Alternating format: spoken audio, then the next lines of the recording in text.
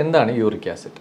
ചെറിയ രക്തക്കുഴലുകൾ എവിടെയൊക്കെയാണുള്ളത്? നമ്മുടെ ഹാർട്ടിലുണ്ട്, അതേപോലെ തന്നെ ബ്രെയിനിലുണ്ട്. അവിടെയൊക്കെ ഇത് അടിഞ്ഞുകൂടി ബ്ലോക്ക് ഉണ്ടാക്കി എന്ത് പറ്റും? സ്ട്രോക്ക്, അതേപോലെ തന്നെ ഹാർട്ടിന് ഉണ്ടാകുന്ന അറ്റാക്ക്. പിന്നെ ഡയബറ്റിസിന് ഒരു കാരണം പറയുന്നുണ്ട് യൂറിക് ആസിഡിന്. ഹൈപ്പർ ടെൻഷൻ, പ്രഷർ ഉണ്ടാക്കാൻ ഒരു കാരണം പറയാറുണ്ട്. നമ്മൾ ആദ്യം തന്നെ ഇത് കണ്ടുപിടിച്ച് ചികിത്സിക്കുകയാണെങ്കിൽ വളരെ നന്നായിരിക്കും. നമസ്കാരം, എൻ്റെ പേര് ഡോക്ടർ പ്രശാന്ത് JS. ഞാൻ ഫാത്തിമ ഹോസ്പിറ്റലിലെ ട്രോമ റീപ്ലേസ്മെൻറ്റ് ആൻഡ് ആർത്രോസ്കോപ്പി വിഭാഗം മേധാവിയാണ്. ഇന്ന് നമ്മളിവിടെ സംസാരിക്കാൻ പോകുന്ന വിഷയം യൂറിക് ആസിഡ്. യൂറിക് ആസിഡ് നിങ്ങൾക്കെല്ലാം അറിയാം. ഇപ്പോൾ യൂറിക് ആസിഡ് വളരെയധികം എല്ലാവർക്കും അറിയാവുന്ന ഒരു കാര്യമാണ്. യൂറിക് ആസിഡ് എന്താണ്? വേദന, എല്ലാവരും കാലുവേദന അല്ല അവിടെ ഇവിടെയൊക്കെ വേദന വരുമ്പോൾ പേഷ്യൻസ് തന്നെ യൂറിക് ആസിഡ് നോക്കിയിട്ട് നമ്മുടെ അടുത്ത് കൊണ്ട് വരാറുണ്ട്. അപ്പോൾ അത് യൂറിക് ആസിഡ് അങ്ങനെ ഒരു വേദന ഉണ്ടാക്കുന്ന ഒരു കാര്യം മാത്രമല്ല, അതിൽ കുറേ ഒളിഞ്ഞിരിക്കുന്ന വസ്തുതകളും കൂടെ ഉണ്ട്, അപകട സൂചനകളുണ്ട്. അതിനെക്കുറിച്ചൊക്കെ നമുക്ക് മനസ്സിലാക്കാം. അപ്പോൾ എന്താണ് യൂറിക് ആസിഡ്? നമ്മൾ മത്സ്യം, മാംസം, പരിപ്പ് വർഗ്ഗങ്ങളൊക്കെ കഴിക്കുമ്പോൾ നമ്മുടെ ശരീരത്തിൽ, രക്തത്തിൽ ഉണ്ടാകുന്ന ഒരു വസ്തുവാണ് യൂറിക് ആസിഡ്. ഇപ്പോൾ യൂറിക് ആസിഡ് നമ്മൾ സാധാരണ ഉണ്ടായിക്കഴിഞ്ഞാൽ എന്ത് ചെയ്യും? നമ്മളെ മലത്തിൽ കൂടെയും മൂത്രത്തിൽ കൂടെ അങ്ങ് പോയിക്കോളും. പക്ഷേ ഇത് അടിഞ്ഞുകൂടുന്ന ഒരവസ്ഥ വരുമ്പോഴാണ് ശരിക്കും പറഞ്ഞാൽ യൂറിക് ആസിഡിൻ്റെ ഒരു അപകടം ഉണ്ടാകുന്നത്. അപ്പോൾ പ്യൂരിൻസ് എന്ന് പറയുന്ന ഒരു രക്തത്തിലെ വസ്തു വിഘടിച്ച് മെറ്റബോളൈസ് ചെയ്തുണ്ടാകുന്ന ഒരു വസ്തുവാണ് യൂറിക് ആസിഡ്. ഇതൊരു ഉപ്പിനെ പോലെ ഇരിക്കും, നമ്മൾ ഒരു ക്രിസ്റ്റൽ ആണ് ഇത്. നമ്മുടെ കൂടുതലായിട്ട് നമ്മുടെ ജോയിൻറ്റുകൾക്ക് ചുറ്റും അല്ലെങ്കിൽ ജോയിൻറ്റുകൾക്ക് അകത്തൊക്കെ അടിഞ്ഞുകൂടിയിട്ടാണ് വേദനയും നീരുമൊക്കെ ഉണ്ടാക്കുന്നത്. അപ്പോൾ എന്താണ് യൂറിക് ആസിഡിൻ്റെ ഘടന? എങ്ങനെയാണ് ഇത് വേദന ഉണ്ടാക്കുന്നത്? എവിടെയൊക്കെയാണ് ഇത് അടിഞ്ഞുകൂടുന്നത്? എന്തൊക്കെ അപകടങ്ങളാണ് ഉണ്ടാവുന്നത്? അതിനെക്കുറിച്ച് നമുക്ക് സംസാരിക്കാം. ഒന്ന്, യൂറിക് ആസിഡ് ഞാൻ പറഞ്ഞില്ലേ, നമ്മളിപ്പോൾ ഇന്നത്തെ അമിതഭാരം, നമ്മുടെ ഫാസ്റ്റ് ഫുഡ്, വെള്ളം കുടി കുറവ്, എക്സസൈസ് ഇല്ലായ്മ എന്നിവയൊക്കെ കൊണ്ട് നമ്മുടെ ശരീരത്തിൽ യൂറിക് ആസിഡ് അമിതമായിട്ട് അടിഞ്ഞുകൂടാറുണ്ട്. അപ്പോൾ ഈ സീ ഫുഡ് ഒരുപാട് കഴിക്കുന്നവർ, അതേപോലെ തന്നെ റെഡ് മീറ്റ് കഴിക്കുന്നവർ, ചിലതരം പരിപ്പ് വർഗ്ഗങ്ങൾ ഒക്കെ കഴിക്കുമ്പോൾ നമുക്ക് എന്ത് പറ്റും? ഈ യൂറിക് ആസിഡ് അടിഞ്ഞുകൂടും. ഇത് നമ്മുടെ ജോയിൻറ്റുകളിൽ ചുറ്റോ, നമുക്ക് ഏത് ടിഷ്യൂ, നമ്മുടെ ബോഡിയിലുള്ള ഏത് ടിഷ്യൂവിൽ വേണമെങ്കിലും യൂറിക് ആസിഡ് അടിഞ്ഞുകൂടാം. ജോയിൻറ്റിലെ ടിഷ്യൂ, അതിന് ചുറ്റും ഒരു മോണോ യൂറേറ്റിക് ക്രിസ്റ്റൽസ് ഉണ്ടാക്കിയിട്ട് ചെറിയ ഉപ്പ് പോലെ അല്ലെങ്കിൽ കാൽഷ്യം പോലുള്ളൊരു ഇതുണ്ടാക്കി അതിങ്ങനെ കുത്തി വേദന ഉണ്ടാക്കും. അപ്പോൾ കൂടുതലായും നമുക്ക് ഒരു രോഗി വരുന്നതെന്ന് വെച്ച് കഴിഞ്ഞാൽ കാലിലെ വേദന, നമ്മുടെ heel pain, plantar fasciitis uric acid കാരണം വരാറുണ്ട്.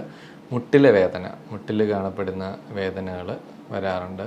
കയ്യിൽ, റിസ്റ്റിൽ ഒക്കെ ഉണ്ടാകുന്ന വേദന, ഷോൾഡറിൽ ഉണ്ടാകുന്ന വേദന, ഈവൻ നമ്മൾ വെർട്ടിബ്ര, നടുവേദന, കഴുത്തുവേദനയൊക്കെ യൂറിക് ആസിഡ് കാരണം നമുക്ക് വരാറുണ്ട്. രണ്ട്, നമുക്ക് കിഡ്നിയിൽ യൂറിക് ആസിഡ് അടിഞ്ഞിട്ട് കല്ല് ഉണ്ടാകുന്നത് വേറൊരു ഘടകമാണ്. ഇപ്പോൾ പുതിയ പഠനങ്ങളിൽ പറയുന്ന യൂറിക് ആസിഡ് ചെറിയ രക്തക്കുഴലുകളിൽ അടിഞ്ഞിട്ട്, നിങ്ങൾക്കറിയാം ചെറിയ രക്തക്കുഴലുകൾ എവിടെയൊക്കെയാണുള്ളത്? നമ്മുടെ ഹാർട്ടിലുണ്ട്, അതേപോലെ തന്നെ ബ്രെയിനിലുണ്ട്. അവിടെയൊക്കെ ഇത് അടിഞ്ഞുകൂടി ബ്ലോക്ക് ഉണ്ടാക്കി എന്ത് പറ്റും? സ്ട്രോക്ക്, അതേപോലെ തന്നെ ഹാർട്ടിന് ഉണ്ടാകുന്ന അറ്റാക്ക്. പിന്നെ ഡയബറ്റിസിന് ഒരു കാരണം പറയുന്നുണ്ട് യൂറിക് ആസിഡിന്. ഹൈപ്പർ ടെൻഷൻ, പ്രഷർ ഉണ്ടാക്കാൻ ഒരു കാരണം പറയാറുണ്ട്. പിന്നെ യൂറിക് ആസിഡ് മാത്രമായിട്ട് ഒരു വേദന ഉണ്ടാകുന്നതിലുപരി എന്തെങ്കിലും ഒരു തേയ്മാനമോ അല്ലെങ്കിൽ എന്തെങ്കിലും ഒരു ചതവോ അല്ലെങ്കിൽ എന്തെങ്കിലും ഒരു ഇപ്പോൾ പ്രഷറാണെങ്കിലും ഒക്കെ ഉണ്ടെങ്കിൽ ഇതിൻ്റെ വേദന അധികമാക്കുന്നത് യൂറിക് ആസിഡിൻ്റെ ഒരു പ്രത്യേകതയാണ്. അപ്പോൾ ഇത് 4 സ്റ്റേജിലാണ് നമുക്ക് യൂറിക് ആസിഡ് ഉണ്ടാകുന്നത്. ഒന്നെന്ന് പറഞ്ഞു കഴിഞ്ഞാൽ അസിംറ്റമാറ്റിക് സ്റ്റേജ്, അതായത് നമ്മുടെ ശരീരത്തിൽ യൂറിക് ആസിഡ് കൂടുതലായിരിക്കും, പക്ഷേ നമ്മളറിയില്ല, നമുക്ക് വേദനയൊന്നും ഉണ്ടാവില്ല. അപ്പോൾ ആ വേദനകൾ എങ്ങനെയാണ് കാണുന്നത് വെച്ചാൽ, പെട്ടെന്നൊരു ചതവുണ്ടായി അല്ലെങ്കിൽ ഒരു എല്ല് പൊട്ടലുണ്ടായി, പേഷ്യൻ്റ് പ്ലാസ്റ്റർ ഇട്ട് 3 ആഴ്ച കഴിഞ്ഞിട്ട് വേദന കുറയാതെ നിൽക്കുമ്പോൾ നമ്മൾ നോക്കുമ്പോഴായിരിക്കും പെട്ടെന്ന്, അല്ലെങ്കിൽ ചുമ്മാ ഒരു ബ്ലഡ് ടെസ്റ്റ്, നമ്മളൊരു മെഡിക്കൽ ചെക്കപ്പ് നടത്തും, അതിനകത്ത് നമുക്ക് യൂറിക് ആസിഡ് കൂടി നിൽക്കുമ്പോൾ നമുക്ക് മനസ്സിലാവും. രണ്ടെന്ന് പറഞ്ഞാൽ അക്യൂട്ട് ഗൗട്ട് എന്ന് പറഞ്ഞാൽ യൂറിക് ആസിഡ് കാരണം അതെവിടെയെങ്കിലും ഡെപ്പോസിറ്റ് ചെയ്തുണ്ടാകുന്ന ഒരു അസുഖത്തിനെയാണ് നമ്മൾ ഗൗട്ട് എന്നത്. ഇത് പണ്ടൊക്കെ കിങ്സ് ഡിസീസ് എന്നാണ് പറയേണ്ടത്. കാരണം എന്ന് വെച്ച് കഴിഞ്ഞാൽ സാധാരണ ഇതെങ്ങനെ ഉണ്ടാകുമെന്ന് വെച്ച് കഴിഞ്ഞാൽ നമ്മൾ അമിതമായിട്ട് ഭക്ഷണം കഴിക്കുന്നു, അതായത് നല്ല സീ ഫുഡും റിച്ചായിട്ടുള്ള റെഡ് മീറ്റും ഒക്കെ കഴിച്ചിട്ട് അതിൻ്റെ കൂടെ ആൽക്കഹോൾ, ബിയർ, വൈൻസ് അങ്ങനെ എന്തെങ്കിലും കഴിക്കുമ്പോൾ ഈ ആൽക്കഹോളിനൊരു പ്രത്യേകതയുണ്ട്. യൂറിക് ആസിഡിനെ പെട്ടെന്ന് ഇത് ജോയിൻറ്റിലോട്ട് അല്ലെങ്കിൽ നമ്മുടെ മസിലുകളിലൊക്കെ ഡെപ്പോസിറ്റ് ചെയ്യിപ്പിക്കും. ഡെപ്പോസിറ്റ് ചെയ്യുമ്പോൾ എന്ത് പറ്റും, ഇത് പെട്ടെന്ന് അവിടെ കുത്തിയിട്ട് ഒരു ഇൻഫ്ലമേഷൻ, നീരും വേദനയൊക്കെ ഉണ്ടാക്കും. അതുകൊണ്ട് പണ്ടൊക്കെ ഇങ്ങനെ ഒരുപാട് റിച്ച് ഫുഡ് കഴിക്കുന്ന ആൾക്കാർ അങ്ങനെയുള്ളൊരു ലീനിയേജ് ആയതുകൊണ്ടായിരിക്കും ചിലപ്പോൾ അതൊരു കിങ്സ് ഡിസീസ് എന്ന് നമ്മൾ വിളിക്കുന്നത്. പിന്നെ നമ്മൾ ഭക്ഷണമൊക്കെ ഞാൻ പറഞ്ഞല്ലോ, അമിതഭാരം, വെള്ളം കുടിക്കുന്നത് കുറവ് കാരണം യൂറിക് ആസിഡ് അടിഞ്ഞു കൂടുന്നു. പിന്നെ നമ്മുടെ എക്സസൈസ് ഇല്ലായ്മ, അപ്പോൾ രക്തോട്ടം കുറയുന്ന, സ്റ്റാഗ്നേഷൻ ഓഫ് ബ്ലഡ്, അതൊക്കെ യൂറിക് ആസിഡ്. ഇതിനെപ്പോഴും നമ്മുടെ ഹൃദയത്തിൽ നിന്ന് അകലെയുള്ള, അതായത് കാല്, കൈ അങ്ങനെയുള്ള സ്ഥലങ്ങളിലൊക്കെ കൂടുതൽ വേദനയും നീരും അല്ലെങ്കിൽ പുകച്ചിൽ, ചില സ്ഥലങ്ങളിൽ ഇതിന് ചുടുവാദം എന്നൊക്കെ പറയാറുണ്ട്. കാരണം ഇതിൻ്റെ ഒരു ചൂട് ഉണ്ടാവുന്നത് കാരണം, ഒരു പുകച്ചിലുണ്ടാവുന്നത് കാരണം നമുക്ക് യൂറിക് ആസിഡ് കാണാറുണ്ട്. പിന്നെ ഒരു വളരെ കോമൺ ആയിട്ടുള്ള കാരണം, ചില മരുന്നുകൾ, അതായത് കൂടുതലും നമ്മൾ ഈ പ്രഷറിനൊക്കെ കൊടുക്കുന്ന ചില ഹൈപ്പർ യൂറിസീമിക് ഡ്രഗ്സ് ഉണ്ട്. അത് യൂറിക് ആസിഡിന് ഒരു കാരണമാണ്. അപ്പോൾ നമ്മൾ ഭക്ഷണക്രമം, പിന്നെ ചില മരുന്നുകൾ. പിന്നെ ഒരു ഭാവം എന്ന് പറഞ്ഞു കഴിഞ്ഞാൽ നമ്മുടെ ജനിതകമായ ചില പ്രശ്നങ്ങൾ, അതായത് നമ്മളെ എൻസൈം ഡെഫിഷ്യൻസീസ്, യൂറിക് ആസിഡിനെ നമ്മൾ ദ്രവിപ്പിച്ച് അല്ലെങ്കിൽ മെറ്റബോളൈസ് ചെയ്യുന്ന എൻസൈംസിൽ എന്തെങ്കിലും പ്രശ്നം ഉണ്ടെങ്കിൽ നമുക്ക് യൂറിക് ആസിഡ് കാണാറുണ്ട്. പിന്നെ എന്ന് പറഞ്ഞു കഴിഞ്ഞാൽ പ്രായം എന്ന് പറഞ്ഞാൽ സാധാരണ ഇത് കൂടുതലും പിന്നെ ആണുങ്ങളിൽ ആണ് കാണാറ്. പക്ഷേ ഈ പോസ്റ്റ് മെനോപ്പസ്, നമ്മൾ ആർത്തവിരാമം സംഭവിച്ച സ്ത്രീകളിൽ യൂറിക് ആസിഡ് കൂടുതൽ കാണാറുണ്ട്. അത് ഏകദേശം അപ്പം മിഡിൽ ഏജ്ഡ് ആയിട്ടുള്ള ആൾക്കാരിലാണ് യൂറിക് ആസിഡ്. കുട്ടികളിലും കുറവായിരിക്കും, പിന്നെ വയസ്സായവരിലുണ്ടാകുമെങ്കിൽ പോലും മിഡിൽ ഏജിലാണ് സിംറ്റം ആയിട്ട് കൂടുതൽ ആൾക്കാർ നമ്മുടെ അടുത്ത് വരാറ്. അപ്പോൾ ഇതൊരു ജനിതകമായിട്ടുള്ള എൻസൈം പ്രശ്നങ്ങളും കാരണം ഇങ്ങനെ വരും. ഇനി ചില കേസുകളിൽ അണ്ടർ സെക്രീറ്റേഴ്സ് കാണും, അതായത് നമ്മൾ കിഡ്നിക്ക് അങ്ങനെ എന്തെങ്കിലുമൊക്കെ പ്രശ്നം ഉണ്ടെങ്കിൽ, അല്ലെങ്കിൽ ഹാർട്ടിന് എന്തെങ്കിലുമൊക്കെ പ്രശ്നം ഉണ്ടെങ്കിൽ, അല്ലെങ്കിൽ നമുക്ക് ബാധിക്കുന്ന ചിലതരം ക്യാൻസറുകൾ, ലുക്കീമിയ പോലുള്ള ക്യാൻസറുകൾ, അല്ലെങ്കിൽ അതിന് കൊടുക്കുന്ന കീമോതെറാപ്പി ഒക്കെ കാരണം യൂറിക് ആസിഡ് ഇങ്ങനെ കൂടുതൽ നിൽക്കാറുണ്ട്. അപ്പോൾ യൂറിക് ആസിഡ് കൂടുതലായി കഴിഞ്ഞാൽ അതിന് നമുക്ക് മൂന്ന് ഫേസ് ഉണ്ട്. ഒന്ന് അക്യൂട്ട് അറ്റാക്ക്, പെട്ടെന്ന് പേഷ്യൻ്റ് ഭയങ്കര സിവിയർ ആയിട്ടുള്ള പെയിൻ ആയിരിക്കും, പിന്നെ ഭയങ്കര വേദനയായിട്ട് നിലവിളിച്ച പേഷ്യൻ്റ് വരും. അതിനാണ് അക്യൂട്ട് ഗൗട്ടി അറ്റാക്ക് എന്ന് പറയുന്നത്. അത് ഫസ്റ്റ്. അപ്പം അത് നമ്മൾ അതൊരു സ്റ്റേജ്. സെക്കൻഡ് സ്റ്റേജ് എന്ന് പറയാൻ ഇൻ്റർ റിക്ടൽ പീരീഡ്, അതായത് നമ്മളൊരു അക്യൂട്ട് സ്റ്റേജ് കഴിഞ്ഞാൽ പിന്നെ പേഷ്യൻറ്റിന് അവിടെ എവിടെയൊക്കെ ചെറുതായിട്ട് ഇങ്ങനെ പെയിന്, അല്ലെങ്കിൽ ചിലപ്പോൾ ഇതേപോലെ തന്നെ അറ്റാക്കുകൾ ഒക്കെ വരും. അപ്പോൾ ഇതിൻ്റെ രണ്ടിനെ കാരണം, ഒന്ന് യൂറിക് ആസിഡ് ഡെപ്പോസിറ്റ് ചെയ്യുമ്പോൾ പെട്ടെന്നൊരു വേദനയും നീരും ഒക്കെ വരും. രണ്ട്, യൂറിക് ആസിഡ് കുറേ നാൾ ഇങ്ങനെ ഡെപ്പോസിറ്റ് ചെയ്ത് കഴിഞ്ഞാൽ ടോഫി എന്ന് പറയുന്നൊരു സാധനം, ടോഫി എന്ന് പറയുന്ന ഒരു കാൽസ്യം ഡെപ്പോസിറ്റ് പോലൊരു ഇതാണ്, ഒരു കല്ല് പോലെ ഇങ്ങനെ നമ്മളെ ജോയിൻറ്റിനകത്തും മസിലും ഒക്കെ ഇങ്ങനെ ഡെപ്പോസിറ്റ് ചെയ്തിട്ട് വേദന, നീര് ഇങ്ങനെ പൊങ്ങി, ഒരു സ്വെല്ലിങ് പോലെ, ഒരു ട്യൂമർ പോലെ ഇങ്ങനെ പൊങ്ങി വരുന്ന ടോഫി. അപ്പോൾ അതൊക്കെ ക്രോണിക് ഗൗട്ടിൻ്റെ ഒരു ലക്ഷണമാണത്. അപ്പോൾ ഇതാവുമ്പോൾ ഇങ്ങനെ ഇടയ്ക്കിടയ്ക്ക് വേദന, നീരൊക്കെ വരും. ഇനി ചില പേഷ്യൻസിനെ നമ്മൾ ലേബിൾ ചെയ്യും, തേയ്മാനമാണെന്ന് ലേബിൾ ചെയ്യും. പക്ഷേ പേഷ്യൻ്റ് വരുമ്പോൾ നമ്മൾ എക്സ്റേ എടുത്ത് നോക്കുമ്പോൾ എന്ത് പറ്റും, ചെറിയ ടോഫിയുടെ ഇതിൻ്റെ ഈ കാർട്ടിലേജിൻ്റെ അംശം കാണുമ്പോൾ പിന്നെ യൂറിക് ആസിഡ് നോക്കുമ്പോഴാണ് ഈ പേഷ്യൻ്റ് യൂറിക് ആസിഡ് ഉണ്ട് എന്ന് പറയുന്നത്. അപ്പോൾ അത് അമിതമായ വേദനയായിരിക്കും, സാധാരണ തേയ്മാനത്തിൻ്റെ വേദന ആയിരിക്കില്ല, നല്ല വേദനയായിരിക്കും. അപ്പോൾ യൂറിക് ആസിഡ് കണ്ടുപിടിച്ച് ചികിത്സിച്ചില്ലെങ്കിൽ പെട്ടെന്ന് തന്നെ പേഷ്യൻറ്റിന് അത് തേഞ്ഞു പോവുകയും അമിതമായ വേദന, രാത്രി വേദന, നടക്കുമ്പോൾ വേദനയൊക്കെ ഉള്ള ഒരുപാട് വേദനകൾ കാണാറുണ്ട്. ഇത് ഏറ്റവും കൂടുതൽ ബാധിക്കുന്നത് നമ്മളെ തള്ളവിരലിനെ, നമ്മുടെ കാലിലെ തള്ളവിരലിനെയാണ് നമ്മൾ ഏറ്റവും കൂടുതൽ ഇത് ബാധിക്കുന്നത്. കാരണം അവിടെ തണുപ്പുള്ള ഒരവസ്ഥയിൽ ഇത് കൂടുതൽ ഡെപ്പോസിറ്റ് ചെയ്യും. അതുപോലെ തന്നെ ഞാൻ നേരത്തെ പറഞ്ഞില്ലേ, നമ്മുടെ ആൽക്കഹോൾ, ബിയറാണ് ഏറ്റവും പ്രശ്നം. പിന്നെ അത് കഴിഞ്ഞാൽ ബാക്കിയുള്ള ആൽക്കഹോൾസും പ്രശ്നം തന്നെയാണ്, അപ്പം ബിയറും ഒരു പ്രശ്നം.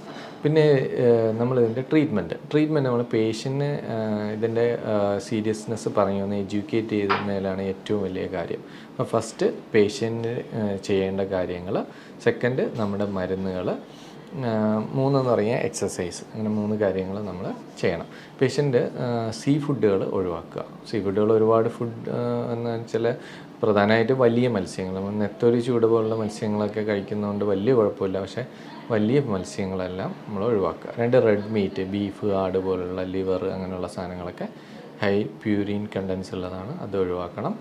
ചിക്കൻ വല്ലപ്പോഴും കഴിക്കാം. പിന്നെ സ്കിംഡ് മിൽക്ക് കഴിക്കാം, ഡയറി പ്രൊഡക്ട്സിൽ സ്കിംഡ് മിൽക്ക് കുഴപ്പമില്ല.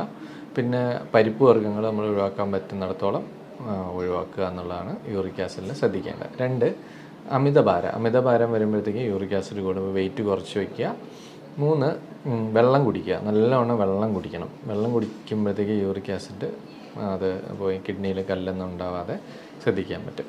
പിന്നെ നമ്മൾ 4ാമത് മരുന്നെന്ന് വെച്ച് കഴിഞ്ഞാൽ നമുക്ക് 3 രീതിയിലുള്ള മരുന്നുണ്ട്. ഒന്ന് അക്യൂട്ട് അറ്റാക്കിന് കൊടുക്കുന്ന NSAID പോലുള്ള മരുന്ന്, കോളിച്ചിസിൻ, അതായത് ഒരു ഇൻഫ്ലമേഷൻ തടയാനുള്ള മരുന്ന് നമ്മൾ കൊടുക്കാറുണ്ട്.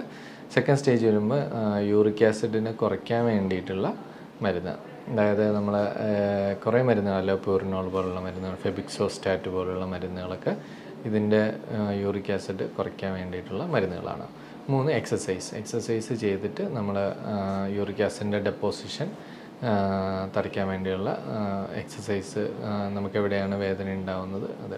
ഇനി നമ്മൾ ഏറ്റവും പ്രത്യേകിച്ച് ശ്രദ്ധിക്കുകയെന്ന് വെച്ചാൽ, ചില പേഷ്യൻസിന് നമ്മളിപ്പം മിക്ക പേഷ്യൻസ് നമ്മുടെ അടുത്ത് വരുമ്പോൾ ഈ അസുഖം യൂറിക് ആസിഡ് ആണെന്ന് കണ്ടുപിടിക്കില്ല. പേഷ്യൻറ്റിന് തേയ്മാനം എന്ന് പറഞ്ഞ് ഇങ്ങനെ ചികിത്സിച്ചുകൊണ്ടിരിക്കുകയായിരിക്കും. അപ്പം പേഷ്യൻറ്റ് വന്ന് നമ്മൾ യൂറിക് ആസിഡിന് കണ്ടുപിടിക്കുകയും യൂറിക് ആസിഡിൻ്റെ മരുന്ന് കൊടുക്കുകയും വേദന പറയാം. പക്ഷേ യൂറിക് ആസിഡ് മൂലം ക്രോണിക്സിറ്റി, അതായത് ഒരു തേയ്മാനം ആവുകയോ പിന്നെ ടോഫി പോലുള്ള ഡെപ്പോസിഷൻ ഉണ്ടായിക്കഴിഞ്ഞാൽ പിന്നെ അതൊരു തേയ്മാനം പോലെ തന്നെ നമ്മൾ ചികിത്സിക്കേണ്ടത്. നമ്മൾ യൂറിക് ആസിഡ് കുറഞ്ഞെന്നും പറഞ്ഞാൽ വേദന കുറയണമെന്നില്ല. അപ്പോൾ നമ്മൾ early diagnosis is very important. നമ്മൾ ആദ്യം തന്നെ ഇത് കണ്ടുപിടിച്ച് ചികിത്സിക്കുകയാണെങ്കിൽ വളരെ നന്നായിരിക്കും. അപ്പോൾ നിങ്ങൾക്ക് ഇപ്പം കുറച്ച് കാര്യങ്ങൾ മനസ്സിലായല്ലോ. എല്ലാ അസുഖത്തിനും ഏറ്റവും കൂടുതൽ വേണ്ടത് എന്തൊക്കെയാണ്? Healthy life style. അതായത് നമ്മൾ നന്നായിട്ട് എക്സസൈസ് ചെയ്യുക, വെള്ളം നന്നായിട്ട് കുടിക്കുക, നല്ല ഫുഡ്, ഫാസ്റ്റ് ഫുഡുകൾ ഒഴിവാക്കി നല്ല ഫ്രൂട്ട്സൊക്കെ ഉൾപ്പെടുത്തി ജലാംശം കൂടുതൽ ഉള്ള ഇതെല്ലാം കഴിച്ച് ഹെൽത്തി ആയിട്ട് എക്സസൈസുകൾ ചെയ്യുക. അപ്പം എക്സസൈസ് ചിലർ ആൾക്കാർ എൻ്റെ അടുത്ത് പറയാറുണ്ട്, ഞാൻ വീട്ടിൽ രാവിലെ തൊട്ട് വൈകിട്ട് വരെ ജോലി ചെയ്യുന്നതാണ്. പക്ഷേ നമ്മൾ ഇന്ന് കഴിക്കുന്ന ഫുഡും ലൈഫ് സ്റ്റൈലും ഒക്കെ നോക്കുമ്പോൾ നമ്മൾ ആ എക്സസൈസിൽ നമ്മളെന്തെങ്കിലും ഫാസ്റ്റായിട്ടുള്ള 45 മിനിറ്റ്സ് നടക്കുകയോ അല്ലെങ്കിൽ ജോഗ് ചെയ്യുകയോ അല്ലെങ്കിൽ ചെറുതായ എന്തെങ്കിലും എക്സസൈസോ ഒക്കെ ചെയ്യാം. അപ്പോൾ പറയും കാലുവേദന കാരണം എനിക്ക് എക്സസൈസ് ചെയ്യാൻ പറ്റുന്നില്ല. കാലുവേദന കാലുകൊണ്ടുള്ള എക്സസൈസ് അല്ലല്ലോ, പല എക്സസൈസുകളുണ്ട്. നമുക്ക് കൈ കൊണ്ട് ചെയ്യാനുള്ള എക്സസൈസ്, കിടന്നിട്ട് ചെയ്യുന്ന എക്സസൈസ് ഉണ്ട്. പിന്നെ ഇപ്പോൾ സ്വിമ്മിങ് ഇപ്പോൾ ഒരു നല്ല എക്സസൈസാണ്. അപ്പോൾ നമ്മൾ ഇപ്പോൾ സൈക്ലിങ് ഇപ്പോൾ പുതുതായിട്ട് വരുന്നുണ്ട് എക്സസൈസുകൾ. അപ്പോൾ അങ്ങനെയുള്ള നമുക്ക് കാല് നിലത്തൂന്നി ചെയ്യാൻ പറ്റാത്ത കുറേ എക്സസൈസ് വെറൈറ്റീസ് ഇപ്പോൾ വരുന്നുണ്ട്. അതൊക്കെ നമ്മൾ ഒരു ഫിസിയോ ട്രെയിനറും അതായത് ഡോക്ടറുടെ നിർദ്ദേശപ്രകാരം നമുക്ക് ചെയ്യാൻ പറ്റും. അപ്പോൾ ഇത്രയൊക്കെയാണ് എനിക്ക് യൂറിക് ആസിഡിനെ കുറിച്ച് പറയാനുള്ളത്. അടുത്ത പ്രാവശ്യം വീണ്ടും ഒരു ടോപ്പിക്കുമായിട്ട് വരാം. നമസ്കാരം.